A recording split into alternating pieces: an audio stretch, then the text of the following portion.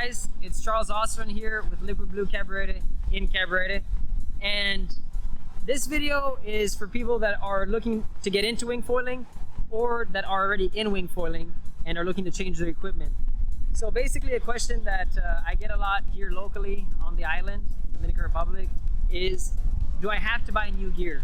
And for a country like ours that is quite small, with a small market, the initial answer is sometimes that most likely that might be one of your only options because there's not much gear on the island that's secondhand for sale. Now, if you're someone who lives in Europe or in the States or Canada, this is completely different. Even in some other more populated South American countries, maybe like Brazil, Chile, Argentina. But to have the conversation sort of going, do you need to buy new equipment? The answer is no. You can buy secondhand gear. And the reason why you might want to buy secondhand gear, especially for your first setup, is because you're going to be able to save some money. And from there, you're also going to eventually be able to sell it off or keep it or pass it on to somebody else. And then you'll be able to upgrade, spend the actual money you want to spend on some new equipment, on the exact gear you want to have the best quiver you can get. Now, these boards here are relatively new. But if you're thinking to buy secondhand equipment, if you're in the States, Canada, most likely you can get photos of the gear first or some video. So let's just talk about the board first. If you're getting a board, small aesthetic things like, let me see if this board, well, if you come look closer, this board, we put a piece of tape here in the front, so it might not look 100% perfect. Might it be bulging like this, but this is just a tape to protect the nose because the paint might get scratched a little bit. But let me try to find,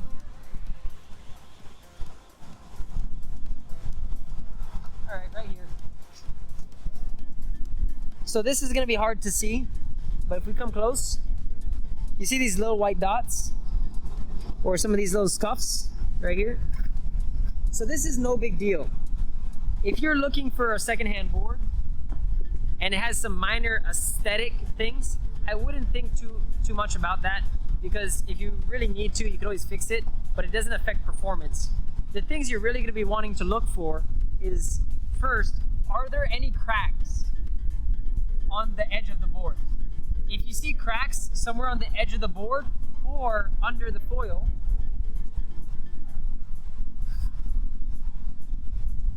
right? So if I see some cracks somewhere around here, then I know that this is no good. But if I don't see that and everything looks pretty good and the board comes from someone who is also learning, riding in a spot that is not too extreme, then it's probably gonna be okay. Now, that's the board. The board I find is probably the easiest one to buy secondhand because there's very little that can happen to it. Because either you break it or you don't. And there might be some wear on the pad because of moving it around and things like that, but that's also minor because you can always change the pad if you really need to, and in general, you probably won't. We've been using some boards for over a year with lots of people, and everyone from using shoes or booties to being barefoot, and not much really happens to the pad of the board. So that's one thing to look for when you're thinking to buy a secondhand board. If you find the right board at your volume and at a secondhand price, which usually should be around 20 to 30 to 40, if you're really lucky, 50% off or more, which can be great savings. So that's the board. Now, when we talk about the foil, usually when you're gonna buy secondhand, if it's a beginner setup, they're probably gonna sell the whole thing. And if it's a more advanced intermediate setup, they might just sell the plane or the front wing, because people switch out accordingly like that in the intermediate, advanced levels. But let's say you're buying a beginner setup. So this foil has a lot of time under the belt. You can see here, it somehow has a bit of a chip in the stabilizer. Me being someone who's very sensitive to the performance of equipment, I've used this foil and I actually don't really feel that chip at all. So it's not the end of the world. And then in terms of aesthetics, we just flip this around again actually. We can see here some minor scuffs, a little bit of, since we're always laying the boards down on rocks, not here on the beach, but where we store it, then we have a little bit of scuffs in the front. But going back to it, it's very minor in aesthetics. If you're gonna buy a foil and it's carbon and or some sort of material like this, which can be some sort of resin, epoxy foam, whatever setup you got, then if you see major cracks, deep cracks, or big repairs, you really gotta consider that. You don't want to buy equipment that has had major repairs in general, because you don't know how it's going to perform, and or if the price is not ultra cheap and you're just going to use it for a little bit of time. So if it has minor aesthetics, then it's not the end of the world. If it has big cracks or big repairs, and especially a repair that's done wrong, like it's bulging or something like that, then I would probably stay away from it in the terms of secondhand. When you buy secondhand performance equipment, also the same thing applies. You want to make sure what was the person doing with it. If they were jumping it a lot, then that's something to be sort of wary about, because a foil that has been jumped takes definitely more of a beating, and some foils are not meant to be jumped, and eventually you could buy it and then it's already cracking in the inside, and then once you use it a bit, it could maybe break on you, and then you're there left holding the bag. So that's pretty much that for this piece. Now in terms of the aluminum mast, if it's a little bit decolored or whatever, then not a big deal. Now if it is warped, if it's bent a little bit, then stay away. Rarely anyone is going to try to sell a bent mast, though it could happen, and that's just one note. You want to make sure that this piece is nice and straight and still has its strength and integrity. So if it's not bent, then it's good, but if it is bent, then definitely stay away. And sometimes people don't even notice that they bent it. And how it bends can be with general use and or the board falling in the shore break a lot and heavy duty waves just putting a lot of force. So that's that in regards to there. The top plate is going to be pretty standard. If it has a good working top plate, that pretty much doesn't get damaged. So you just want to make sure that the foil is in good standing, and then the mast, whether it's carbon or aluminum. Anything that's carbon and it has cracks, stay away from it, because it could be a problem in the future. And in terms of aluminum, sometimes you might have like little rough edges on the bottom, on the backside, and that's not a big deal because you can always just sand it out a bit, but this is perfectly fine. Now in terms of the wing, we'll come over here.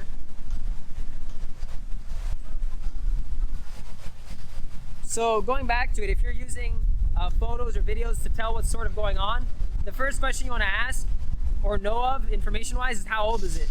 If it's a 3-year-old wing, then maybe stay away from it for now, because the first generations of many companies were not that good. So if you're buying something in the newer generations, you're already off to a better start.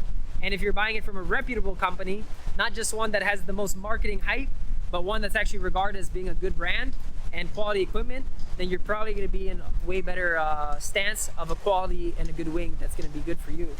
Though, let's just look at something here. If you have a hands-on sort of check of the equipment, make sure that the handles are attached properly, that they're not getting unstitched or anything like that. Also with the tubes, like the one pump systems, make sure they're just locked in well and all is good. And then same with your inflate, which will be on the other side. Make sure it's operational and pump up the wing for sure. You don't want to just see it deflated. You want to see it pumped up, let it sit a bit and see if it loses air or anything. In terms of repairs,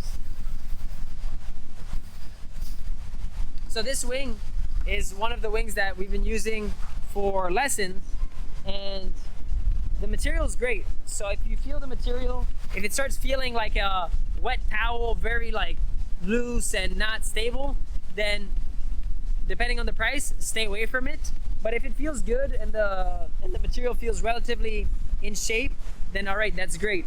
Now, if it has a lot of repairs, I would maybe stay away. In this case,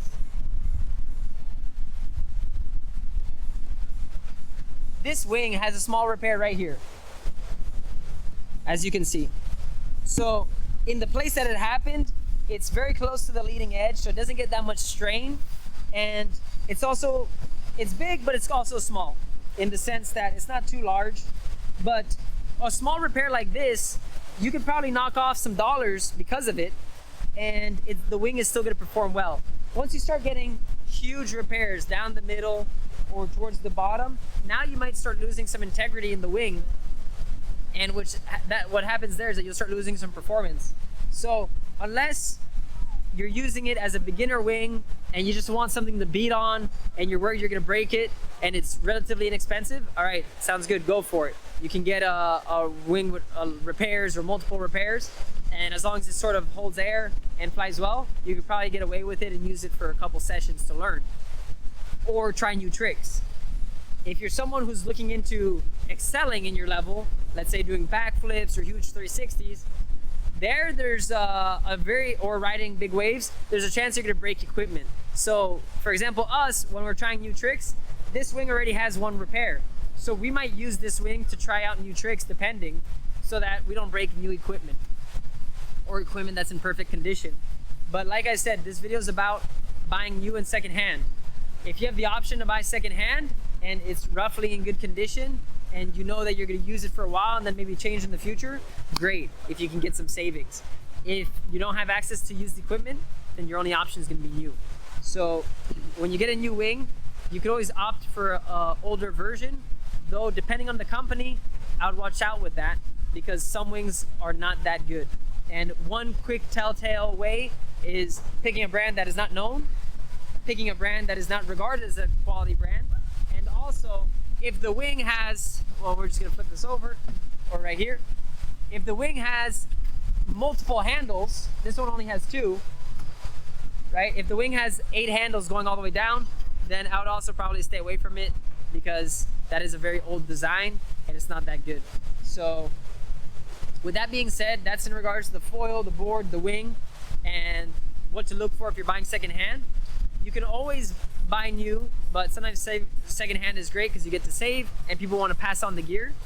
And then if you're more in the intermediate advanced, you can still buy secondhand because there are people always testing out new foils, and sometimes you get good deals and you might save 10, 15, 20, 30, 40, 50% or more, and that's always great. In terms of your equipment, your protective equipment, you can always buy a secondhand helmet or a secondhand impact vest and or a leash. But one thing is for sure, you want to make sure that it works for you. You don't want a helmet, I don't see the size, this is a large. So you see, this doesn't fit me at all. So even though I get it for, let's say, dirt cheap or free, all right, if this is the only option I have, it is what it is. I can maybe put a hat under it and get away with it. But I want to make sure that my protective equipment is right for me because I don't want to get hurt. And that's the least of it. If you're going out doing an extreme sport, you want to stay safe, you want to protect yourself, and you want to do things right. So your protective equipment is going to last you a long time, and it's going to be yours. It's going to be your personal equipment. So that you could always buy new and or used according to your size and making sure it's good. The rest, you can buy new or used. Just make sure you get some photos and videos to know what you're getting yourself into and that the price is right. There's no real rule of thumb on how much used gear should cost because it depends where you're at in the world. If you're somewhere where gear and taxes is easily accessible and relatively low, then you might get better deals than if you're in the middle of nowhere buying equipment. In the Dominican Republic, we have high duties across the board and it's difficult to get our hands on equipment. So we might be paying same price as the States or a little bit more depending if it's secondhand or new. And that's just because of where we're at. But if you're in the States, Canada, Europe, and you have access to eBay or things of that nature or Facebook groups, then you might look into secondhand gear and get a good deal, save some money, and that could be a good way to get into the sport on a budget and then eventually upgrade as time goes on, changing your wing, changing your foil, changing your board, and going like that. So in any case, guys, my name's Charles. I hope this video helps you when you're deciding between buying secondhand or buying new. And that's pretty much it. So if you have any questions, thoughts, comments, leave them below or write us an email. And I always try to get back to everyone in a timely manner. And I'm always there to help out if need be. Though I will leave you with a view of Cabarete on this September month. And enjoy.